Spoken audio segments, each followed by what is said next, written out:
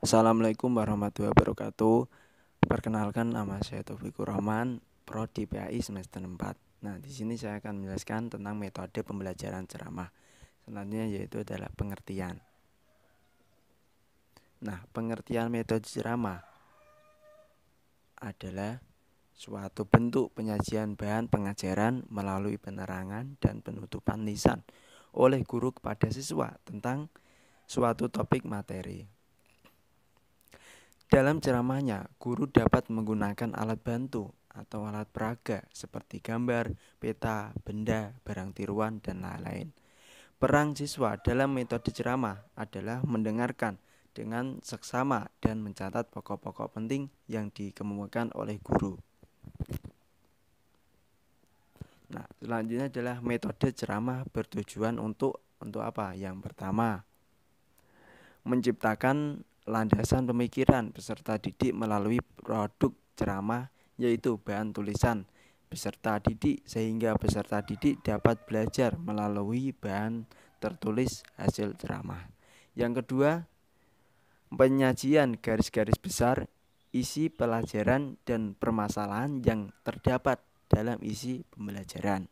Yang ketiga, merangsang peserta didik untuk belajar mandiri dan menumbuhkan rasa ingin tahu melalui pemperkayaan belajar. Keempat, memperkenalkan hal-hal baru dan memberikan penjelasan secara gamblang. Kelima, terakhir, sebagai langkah awal untuk metode yang lain dalam upaya menjelaskan prosedur yang harus ditempuh peserta didik. Alasan guru menggunakan metode ceramah ini adalah harus benar-benar dapat dipertanggungjawabkan. Nah, selanjutnya setelah bertujuan yaitu kekurangan dan kelebihan metode ceramah. Nah, dalam pembelajaran metode-metode itu pasti ada kekurangan dan kelebihan. Nah, di sini saya akan menjelaskan tentang metode ceramah, kelebihan dan kekurangannya.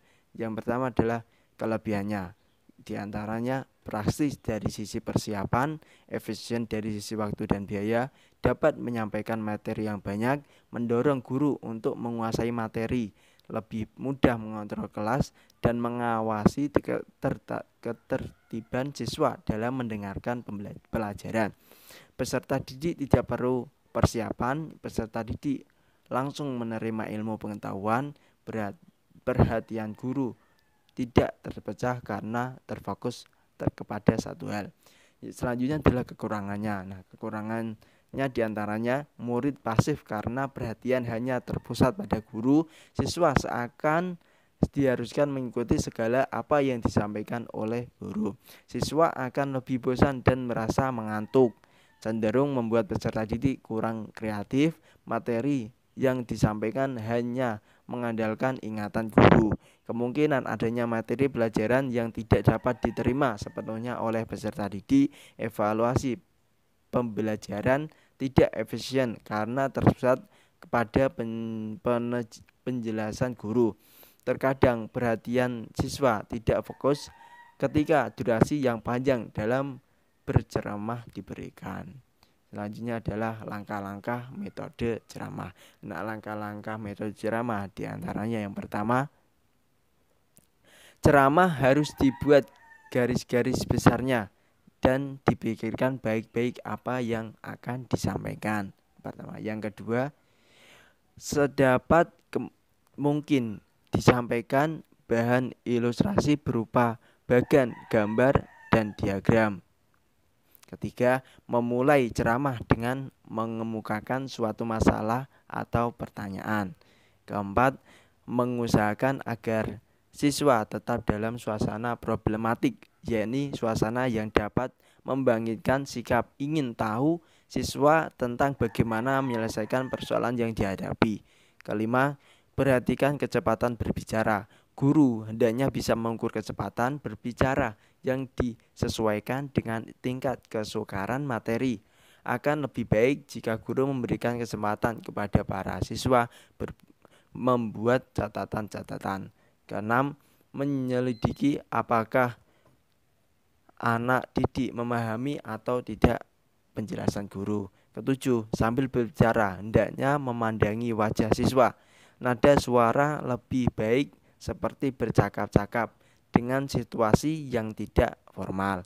8 yaitu sekali-sekali berhenti dan menunggu reaksi dari siswa, memberikan kesempatan kepada siswa untuk bertanya. 9. Memberi outline sebelum pelajaran dimulai. 10. Tunjukkan rasa humor.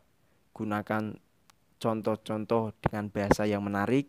Jangan merasa cepat tersinggung bila ada anak didik yang berbisik-bisik atau agak ribut. 11. Memperhatikan waktu. 12. Memberikan anak didik latihan untuk memberi catatan. Terakhir, pada akhir pembelajaran bersifat evaluasi. Nah, cukup itu yang bisa saya sampaikan. Kurang lebihnya saya mohon maaf.